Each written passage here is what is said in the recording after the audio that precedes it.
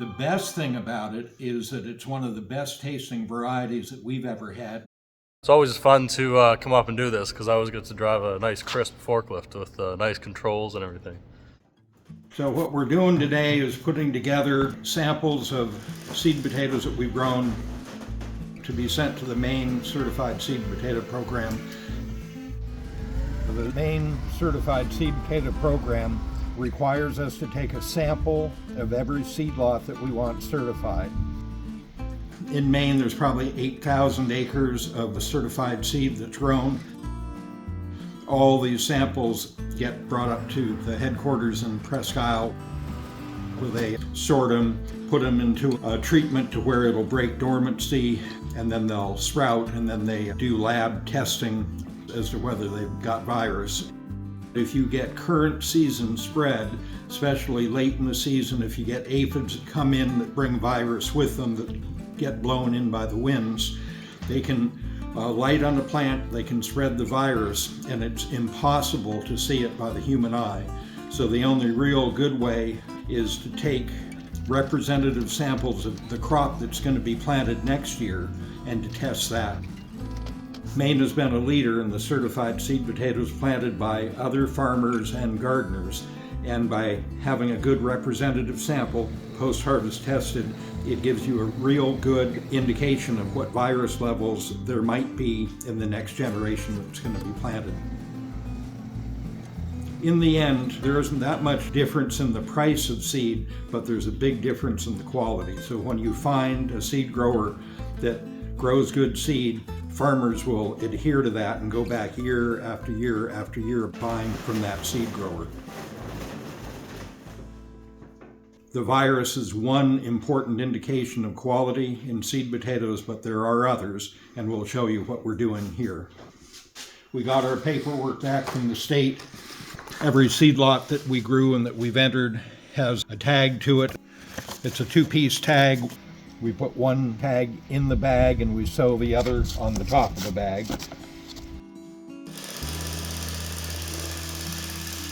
This is a seed lot of Baltic Rose that we're going through. That's the tag for it.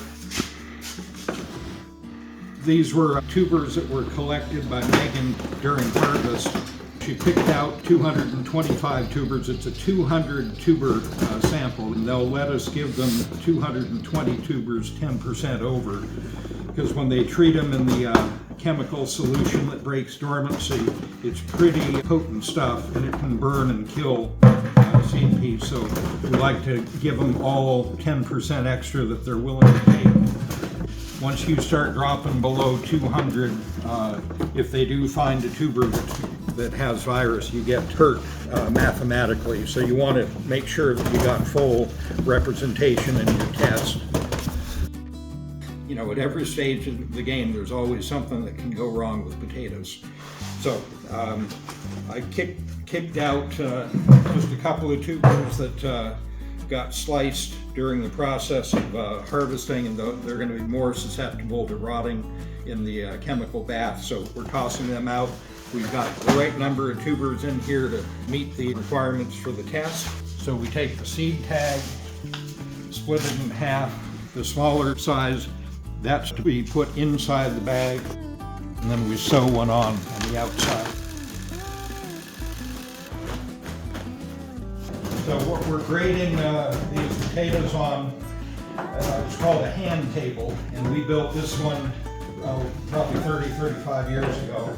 A lot of different uses, obviously for grading potatoes, for grading onions, beets, parsnips, something like that. You could also use it as a wash station if you had root crops you wanted to wash off with the garden hose. On our website, we've got instructions and a materials list as to how to build your own. So if anybody's interested, we'll link that into this video. It's called a hand table in Maine. Now the variety we're on to is called Prairie Blush. It's called a clonal variant off of Yukon Gold. We found one tuber growing in a hill of Yukon Gold in 2001. And you can see the coloration. In the case of that tuber that we found, it had an exaggerated blush that would cover up about a quarter to half of the skin area. And we saved that tuber and we planted it back the next year. And every tuber in the hill that next year came up with the same coloration. So we did that again. The next year we came up with uniform coloration. Anywhere from a quarter to half of the skin area was that blush. We felt that we had something that was genetically stable and that potentially was a good variation on a Yukon Gold. We met the criteria for introducing a new potato variety. It's got to be genetically stable, it's got to be different so you can differentiate it from another variety. It took us about 4 or 5 years of multiplying up. The best thing about it is that it's one of the best tasting varieties that we've ever had, and Prairie Blush is a great variety. It's early, it does taste great, it keeps all winter long, and it's pretty to boot with all the pink blush on the side. So we named it Prairie Blush, and we've been growing it since. And as far as I know, I think we're still the only one that's growing this variety as certified seed.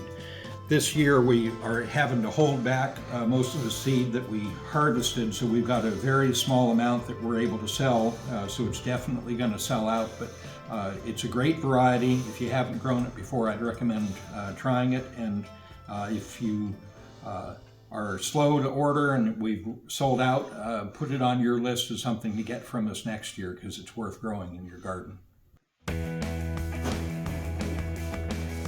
CC, that's the 2-letter abbreviation from the German variety Corolla. So this is the variety Charponera. This is BU, the variety Butte, named after Butte, Montana. This is the fingerling variety Russian banana. This variety is called Rose Fin Apple. Another name for it is Rosy Fir.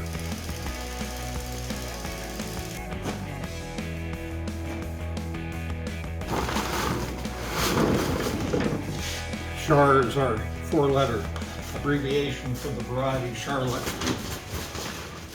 French Charlotte, from France originally. These all look good. It's a beautiful seed lot. A lot of this seed lot we're going to have to hold back this year ourselves to plant. Something that's calloused over, even though it doesn't look good, it's going to be good seed, and it's something that will plant back. Here's an example of it. That's a tuber that got cut at harvest. It's now healed over. And this is a variety that keeps very well. That seed piece is going to keep perfectly until May, should we want it for planting. We're going to put it into the post-harvest test. There's a chance that it's not going to make it through the chemical bath, but that'll just be one less tuber that they have to count. It won't be a negative one. Here's one that's got a little bit of soft rot in it, and we're going to toss that out, feed it to the cows. Here's another one that got beat up somewhere on the equipment, a little scalp out of it. I think I'm going to put that one in. And that one, that might not make it either, but it would be good. It would keep all winter. It would be good for seed. We'll throw it into the post-harvest test, and hopefully it'll come through that.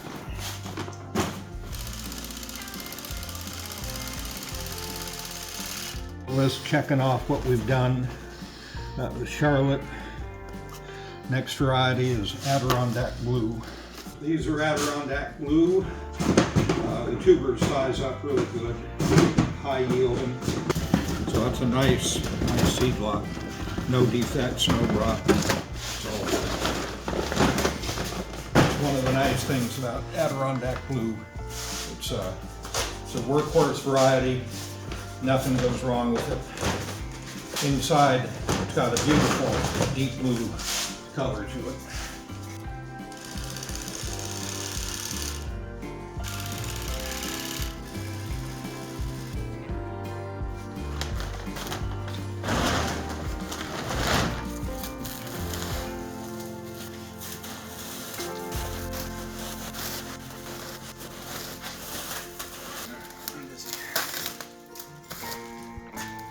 Good?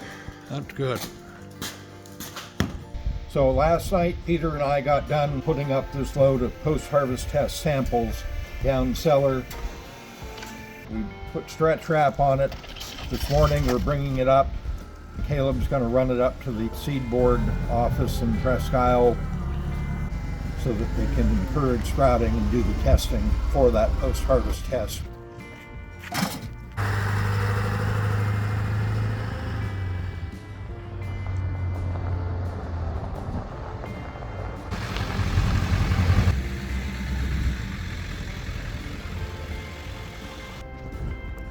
Okay, we're here at the warehouse. We'll get this door opened up and we'll get these potatoes unloaded.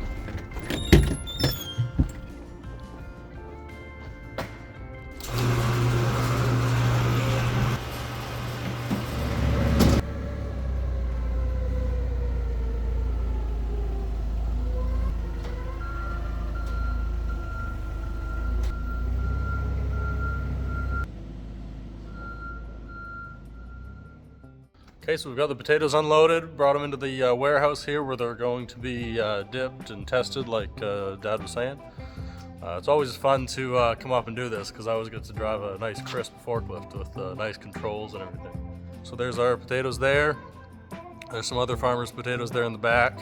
I think there's some other ones right here. I'm not sure exactly what's going on, but they bag them up. I think they rebag them into different bags here and into those green ones probably. And after they dip them, or maybe before, I'm not sure. So they'll have these for a period of time, maybe a month, and then they can grow them up, check them, test them for virus and things, and then we can get them certified, and they will send us those blue tags that you see on our potato bags that say that they're certified seed, and these are the guys that certify them.